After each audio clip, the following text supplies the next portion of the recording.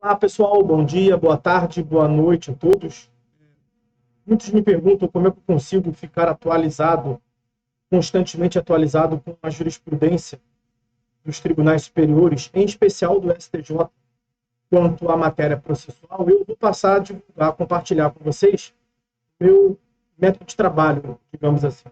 Eu assisto às sessões de julgamento e efetuo anotações de cada julgado, como é o nome do bom e velho canal no YouTube, nosso perfil no Instagram, livro publicado, todas anotações de processo civil que realmente surgiram de anotações que eu sempre fiz, seja da doutrina, seja da jurisprudência, de texto normativo. Nesse ponto, um foco na análise da jurisprudência do STJ. Eu vou passar a mostrar para vocês um vídeo para cada sessão, abordando aqui os principais julgados. E destacar que, nesse ponto, não é possível fazer um aprofundamento.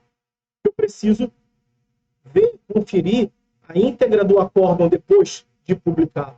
Então, a parte interpôs um recurso, uma remessa, alguma ação originária, de modo que algum procedimento chegou no tribunal, o processamento desse expediente e, ao final, deu-se o julgamento perante o colegiado. Eu assisti esse julgamento perante o colegiado, eu não tive acesso ao recurso, nem à íntegra da discussão. Então, ali, os ministros fazem algum resumo. Em alguns casos, dá para captar um pouco mais, em outros, fica uma análise um pouco prejudicada, mas eu vou aqui apresentar, eu faço a anotação do eixo central de cada uma dessas discussões, e aí separo o que é relevante mais para o aspecto processual, né? O que não é, e há alguma curiosidade, eu até separo também, para ir acompanhando. E aí, depois que se dá a disponibilização da íntegra do acórdão, eu faço a leitura e gravo um vídeo que fica disponível para que os senhores tenham acesso lá na plataforma Arthur Vieira Cursos. Tem um curso para cada semestre, as atualizações dos tribunais superiores. Então, vamos lá. Aqui, eu vou analisar com vocês a 24ª sessão ordinária da terceira turma do STJ, e essa sessão se deu na terça-feira passada. Eu estou gravando esse vídeo no dia 19 de setembro, uma terça-feira. E hoje não teve sessão de julgamento da terceira turma, justamente porque na terça-feira passada eles realizaram duas sessões de julgamento, uma de manhã e uma à tarde. Esta sessão de manhã foi uma antecipação desta sessão de hoje.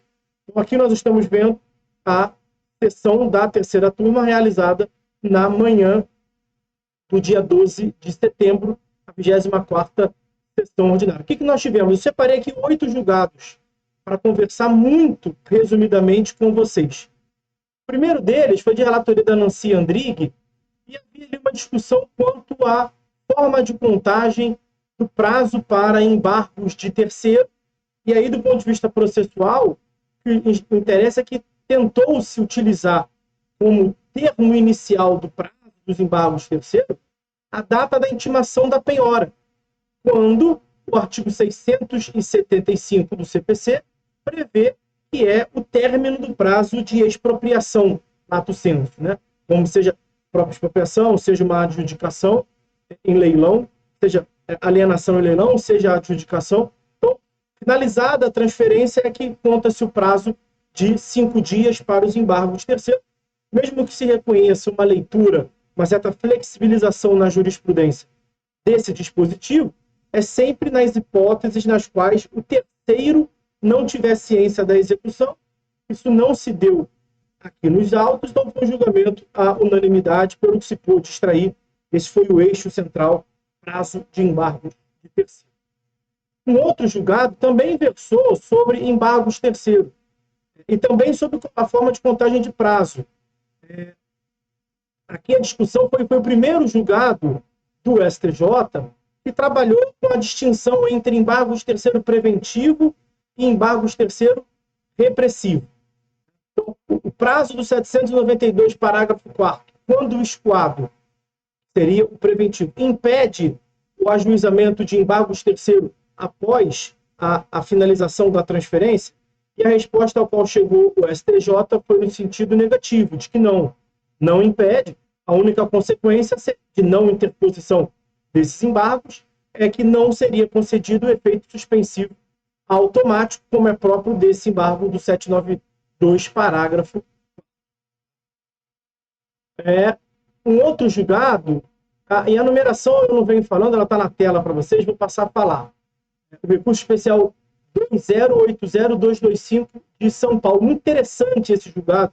Isso aqui não é propriamente de direito processual, mas eu achei muito interessante a discussão. Inclusive, o ministro Moura Ribeiro pediu vista. O que nós tivemos aqui? A funcionária de um restaurante em shopping, no shopping, na praça de alimentação, tem diversos restaurantes. E nesses restaurantes, são lojas pequenas, em geral, que não tem banheiro, nem para consumidor, nem para funcionário. Então, os consumidores e os funcionários utilizam do banheiro do shopping. E a funcionária de uma dessas lojas, um desses restaurantes, ao se dirigir para o banheiro no shopping, caiu e se lesionou. E aí ela foi a juízo pedindo reparação. A questão aqui é o seguinte: vai pedir reparação com base no CDC, é um acidente de consumo, com base na CLT, seria um acidente de trabalho.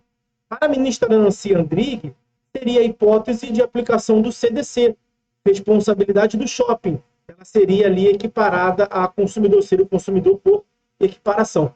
Mas o ministro Moura Ribeiro pediu vista, não me parece que ele vai divergir, mas ele quis analisar um pouco melhor a controvérsia. Um outro ponto, um outro julgado, o RESP 2082254 de Goiás, tratou sobre a sucessão processual em caso de dissolução regular da sociedade. Então, tinha uma PJ que deu baixa, de modo absolutamente regular, só que, posteriormente, foi ajuizada uma ação em face dessa pessoa jurídica, porque a pessoa não sabia que ela tinha sido extinta e que se tinha dado baixa. E aí, o que fazer? Não existe mais aquela pessoa jurídica. Ela foi dissolvida. Acabou a sua personalidade jurídica. E aí a ministra Nancy Andrighi propôs que seria uma hipótese de sucessão pelos sócios. Teria que ser analisado alguns fatores, como o regime da sociedade, a participação de cada sócio, se houve ou não houve integralização da cota. Então, isso seria uma análise de prova que o STJ não se miscui, ele não aprofunda na análise probatória. Os autos foram dado provimento ao recurso, à unanimidade, os autos foram retornados ao primeiro grau para analisar essas condicionantes que a ministra Nancy Andrighi trouxe, segundo ela mesma sustentou da tribuna, argumentou, fundamentou a sua decisão, seria um argumento para não estimular a baixa de sociedades ainda com dívidas. Então, vai ter que ver, em resumo, até com a contribuição do ministro Marco Aurélio Belize também no julgamento, se quando da extinção da personalidade jurídica da PJ, quando a dissolução da PJ, os sócios retiraram lucro, seria injusto que credores não recebessem os seus créditos em face desse sócio. Então, vamos ver como é que vai vir aí a íntegra da acórdão para uma melhor análise. Bom, o próximo, e já encaminhando para o final, é o recurso especial 2082386 de Santa Catarina, também da relatoria da ministra Nancy Andrighi, que versou sobre nomeação e substituição de inventariante. Regra é a observância da ordem preferencial do artigo 677 do CPC, mas a jurisprudência admite exceções quando houver fundada a razão. E, no caso, pareceu, aos olhos do colegiado, foi um julgamento à unanimidade, que um herdeiro estava sendo excluído. Foi realizada um inventário extrajudicial, sem a participação desse herdeiro, depois veio a ser anulado em juízo.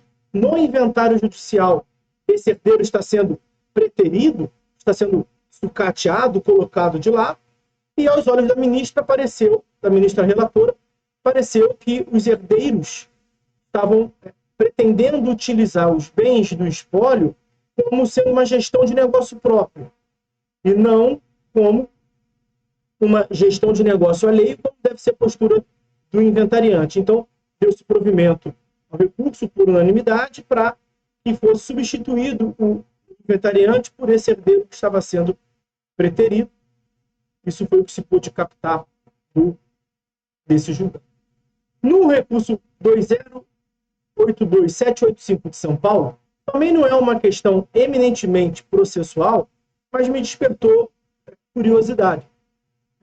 Nós tivemos um caso em que uma transportadora renova constantemente a sua frota de veículos. Então, quando ela adquire os novos veículos, ela aliena naturalmente os veículos da frota anterior, para não ficar com... Ela não é uma revendedora de veículos, mas quando o serviço dela é realizar transporte. Para realizar transporte, é de todo prudente que ela tenha os veículos os mais rentáveis possíveis, os mais eficientes possíveis. E de tempo em tempo ela troca a sua frota. Quando ela adquire uma nova frota, os veículos que ela tinha, ela aliena. E ao alienar esses veículos, ela deve ser considerada uma prestadora de serviço? Deve ser fornecedora? Essa foi a controvérsia posta nesse caso. Me pareceu bastante curioso essa discussão. Um outro julgado, esse de índole processual, também da relatoria da ministra Nancy Andrighi, o recurso especial 2086846 do Distrito Federal, possibilidade de se efetivar a penhora em processo no qual se executa débito condominial. Penhora de imóvel, em geral, é vedada pela lei do bem de família, só que uma das exceções previstas no artigo 3º da Lei 8.009 de 90 é justamente para débitos condominiais. E aí, a jurisprudência é clássica nesse sentido, mas aqui foi deferida, foi a penhora dos direitos aquisitivos derivado de contrato de alienação fiduciária de imóvel vinculado ao programa Minha Casa Minha Vida. O STJ deferiu. E aí, por fim, já está ficando um vídeo um tanto longo, não gosto, o julgamento dos recursos especiais 1982917 de São Paulo e 2072268 da Bahia. Não tem aqui também conteúdo eminentemente processual, apenas uma curiosidade. Alguns árbitros de futebol, juízes de futebol, foram a juízo pedindo indenização pelo uso da imagem. E eles foram a juízo em face de uma patrocinadora do Campeonato Brasileiro. Patrocinadora que estampava a sua marca no uniforme fornecido pela CBF, que é a gestora do campeonato e da equipe de arbitragem. Claro que a CBF recebeu um valor por aquela exposição e os árbitros foram a juízo